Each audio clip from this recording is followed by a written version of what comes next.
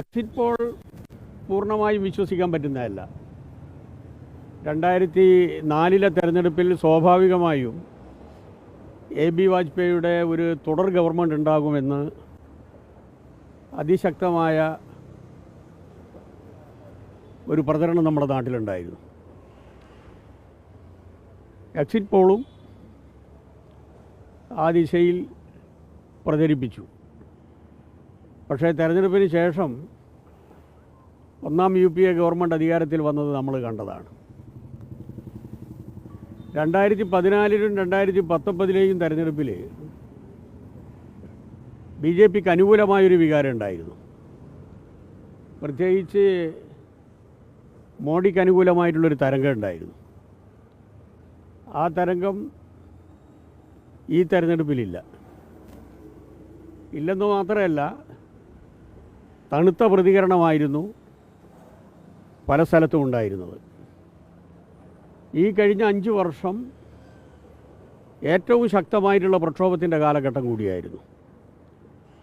പ്രത്യേകിച്ച് കൃഷിക്കാരുടെയും തൊഴിലാളികളുടെയും സംഘടിതമായ പ്രക്ഷോഭം. ഒരു വർഷം നീണ്ടു നിന്ന കൃഷിക്കാരുടെ സമരത്തിൻ്റെ ഭാഗമായി 700ഓളം കൃഷിക്കാരാണ് രക്തസാക്ഷികളാകേണ്ടി വന്നിട്ടുള്ളത്. ജീവിതം ദുസ്സഹമായിരുന്നു. ഒരു രൂപത്തിലും താങ്ങാൻ പറ്റാത്ത രൂപത്തിലുള്ള ബാധ്യതകളാണ് ജനങ്ങൾ ഏറ്റെടുക്കേണ്ടി വന്നത്. അത്തരമൊരു സാഹചര്യത്തിലാണ് ഒന്നാം ഫേസ് കഴിഞ്ഞ് രണ്ടാം ഫേസിൻ്റെ തുടക്കത്തിൽ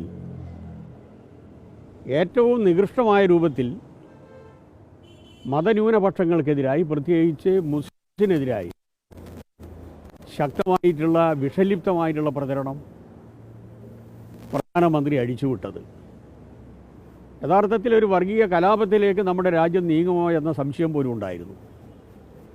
എന്നാൽ അതിനെയെല്ലാം മതനിരപേക്ഷ ഇന്ത്യ ശക്തമായി പ്രതിരോധിച്ചതിൻ്റെ ഭാഗമായിട്ടാണ് വലിയൊരു കുഴപ്പം കാണാതെ നമ്മൾ രക്ഷപ്പെട്ടത്.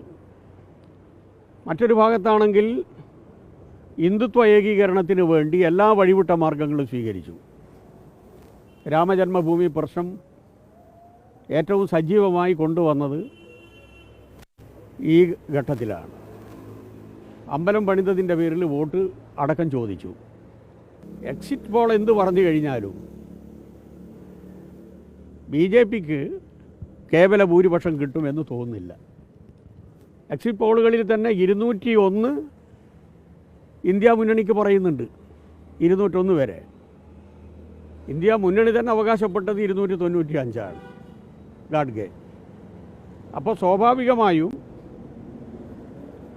BJP വീണ്ടും അധികാരത്തിൽ വരും ഈ പറഞ്ഞ കാരണങ്ങളാൽ എന്ന് എക്സിറ്റ് പോളിൻ്റെ അടിസ്ഥാനത്തിൽ വിശ്വസിക്കാൻ സാധിക്കില്ല.